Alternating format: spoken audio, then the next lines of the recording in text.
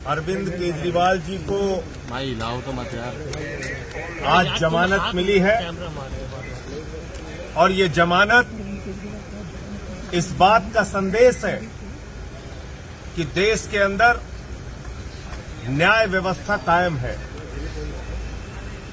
एक झूठा, बेबुनियाद, फर्जी तथ्यों के आधार पर केजरीवाल और आम आदमी पार्टी की राजनीति को खत्म करने के लिए जो मामला बनाया गया था, भारतीय जनता पार्टी के द्वारा बनाया गया था, बीजेपी की सरकार के द्वारा बनाया गया था, आज उस अभियान पर, उस मुहिम पर, उस गंदी साजिश पर न्यायपालिका का तमाचा पड़ा है। ये सत्य की विजय है। हम बार बार कहते हैं कि ये तथाकथित शराब घोटाला, इसका न सिर है न पांव है। ये झूठ की बुनियाद पर तैयार किया गया है। इसमें न कोई तथ्य है न प्रमाण है। ये झूठ की बुनियाद पर तैयार किया गया है।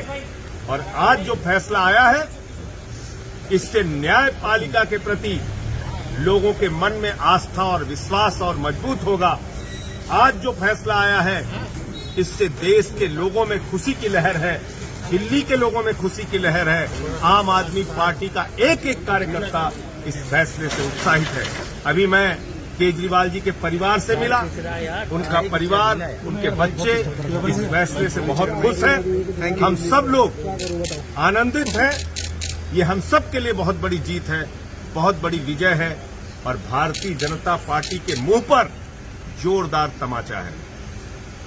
मैं समझता हूं अब जरा सी भी शर्म है तो बीजेपी को और मोदी अमित शाह को ये झूठे केस बंद करने चाहिए और जिन लोगों को फर्जी जेल में रखा है उनको सबको बाहर करना चाहिए। संजय जी, ईडी ने अपोज किया था बेल को, वो अपील भी नहीं सुनी गई है कोर्ट में। इसलिए कि उनके पास कोई तथ्य नहीं है, इसलिए कि उनके पास कोई प्रमाण नहीं है, इसलिए कि उन्होंने झूठ की बुनियाद पर सरकार के दबाव में ये केस बनाया है। इसलिए उनको कोई, उनकी बात नहीं सुनी गई न्यायपालिका में।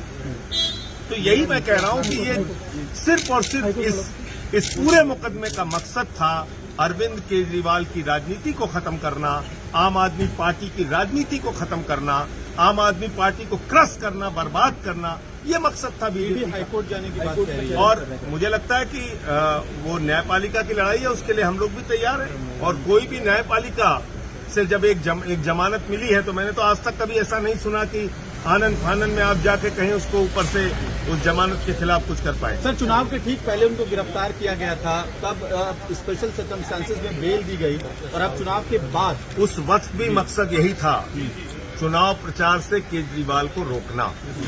उस वक्त भी मकसद यही था, आम आदमी पार्टी को हराना और आम आदमी पार्टी को खत्म करना। तो इसलिए मैं कह रहा हूं कि ये मुकदमा ही पूरा झूठ की बुनियाद पे, झूठे तथ्यों के आधार पे, फर्जी तरीके से मामला बनाया गया है और एक एक आदमी को पकड़ के जेल में डाला। आप लोग ये भी कहते रहे हैं कि सारी गिरफ्तारियां चुनाव के लिए की जा रही थी। अब आपकी बात देता है कि चुनाव हो गए तो गिरफ्तार। भाई ये तो साफ दिख रहा है ना, आप देखिए ना कि चुनाव संपन्न हो गया, चुनाव खत्म हो गया। अब दूध का दूध, पानी का पानी होगा। न्यायपालिका भी तो चीजों को देख रही है। न्यायपालिका भी तो देख रही है कि कैसे झूठे मामले बनाए गए हैं पूरी तरीके से। बीजेपी देखिए, बीजेपी, मैं कहता हूं इस धरती पर पूरी दुनिया में सबसे भ्रष्ट पार्टी का अगर नाम है तो है भारतीय जनता पार्टी।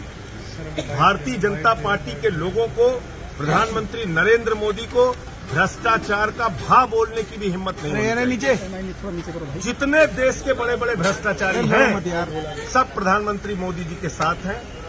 जितने देश के बड़े बड़े भ्रष्टाचारी हैं, सब आज भारतीय जनता पार्टी के साथ हैं। चाहे वो अजीत पवार हो, छगन भुजबल हो, नारायण राणे हो, अशोक चौहान हो, हसन मुश्रीफ हो, नवीन जिंदल हो, हेमंत बिस्व शर्मा हो, मुकुल राय हो, जनार्दन रेड्डी हो, जितने भ्रष्टाचारी सब आज बीजेपी के और मोदी जी के साथ। पहले चुनाव से पहले मुझे लगता है